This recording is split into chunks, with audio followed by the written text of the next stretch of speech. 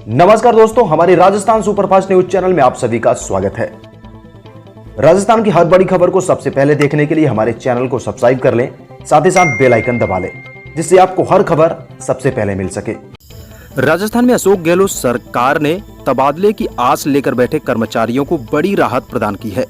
राज्य सरकार ने 15 सितंबर तक सरकारी कर्मचारी और अधिकारियों के तबादले करने की अनुमति प्रदान कर दी है। राज्य के प्रशासनिक सुधार विभाग में तबादलों की छूट की अवधि बढ़ाने के आदेश जारी कर दिए हैं। 14 अगस्त को यह छूट की अवधि समाप्त हो रही थी। अब सरकार ने इसे 1 महीने के लिए और बढ़ा दिया है। देश के 75वें स्वतंत्रता दिवस पर मुख्यमंत्री अशोक गहलोत ने अपने संबोधन में प्रदेशवासियों को एकजुट होने का आह्वान किया।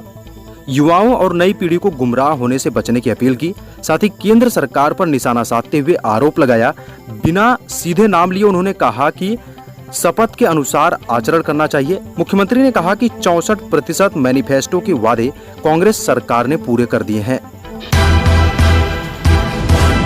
स्वतंत्रता दिवस के मौके पर आपको एक ऐसे आंदोलन के बारे में बताएंगे जिसने राजस्थान के आदिवासी अंचल में जागृति ला दी। इस जागृति के बाद आदिवासी अंचल में राजनीतिक जागरण हुआ और फिर आदिवासियों ने देश की आजादी में भी महत्वपूर्ण योगदान दिया। दरअसल उदयपुर के झाड़ोल क्षेत्र के भोबट क्षेत्र कहा जाता है। भोबट क्षेत्र में भी जालियांवाला बाग की तरह नरसंहार हुआ था। इस नरसंहार में करीब 1200 किसानों की मौत हुई थी। मोतीलाल तेजावत आंदोलन हुआ था। भोबट आंदोलन को भील आंदोलन और एक ही आंदोलन के नाम से याद किया जाता है। कहा जाता है कि मोतीलाल तेजावत वनवासियों के मसीहा थे। पूर्व विदेश मंत्री नटवर सिंह के बेटे जगत सिंह के चेहरे पर भाजपा ज्वाइन करने की खुशी साफ झलक रही है।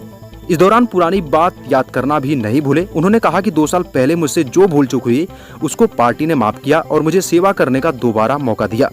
प्रधानमंत्री मोदी मेरे जिगर में बसे हुए हैं। उनकी आवाज को ठाड़ी ठाड़ी गांव पहुंचाऊंगा। मैंने पार्टी छोड़कर बड़ी गलती की थी। केवल एक व्यक्ति की वजह से गुस्से में आकर पार्टी छोड़ दी। मुझे ऐसा नहीं करना चाहिए था। हालांकि जगत सिंह ने उस शख्स का नाम नहीं बताया।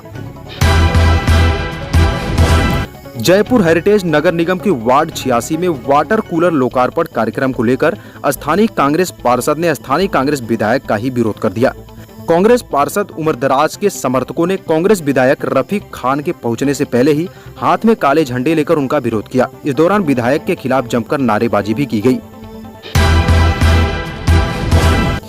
देश स्वतंत्रता दिवस का 75वां वर्षगांठ मना चुका है।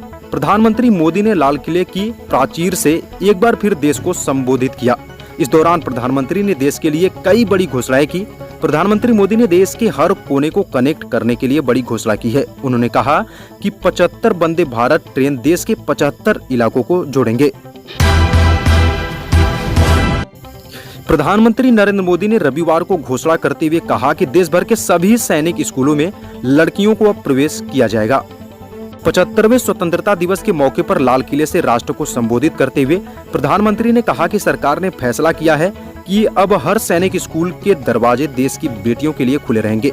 उन्होंने कहा कि यह देश के लिए गौरव की बात है कि शिक्षा हो या खेल, बोर्ड्स के नतीजे हो या ओलंपिक का मेडल, हमारी बेटियां आज अभूतपूर्व प्रदर्शन कर रही है। आज भारत की बेटियां अपना स्पेस लेने के लिए आतुर हैं। भारत में एक दिन में कोरोना वायरस के 36,083 नए मामले सामने आए हैं, जिसके बाद कोरोना वायरस के संक्रमित मरीजों की संख्या बढ़कर 3,21,92,000 हो गई है। इस दौरान हुई 493 ताजा मौतों के साथ मरने वालों की संख्या बढ़कर 4,31,225 हो गई है। मंत्रालय के मुताबिक 39 दिनों में रोजाना कोरोना के 50,000 से कम नए मामले सामने आ रहे हैं। अमेरिका, रूस और जापान ने भारत को उसके 75वें स्वतंत्रता दिवस की बधाई दी है। ट्विटर पर रूसी राजदूत निकोले कुदाशेव ने ट्वीट किया कि सभी भारतीयों को स्वतंत्रता दिवस 2021 पर तहे दिल से बधाई। हमें इसमें कोई संदेह नहीं है कि भारत नई उपलब्धियों और बड़े लक्ष्यों की ओर आगे बढ़ेगा। नई दिल्ली में जापान के राजदूत सतोशी सुजुकी ने भारत को बधाई देते हुए कहा कि हम अपने भारतीय दोस्तों के साथ भारत का स्वतंत्रता दिवस मनाना चाहते हैं।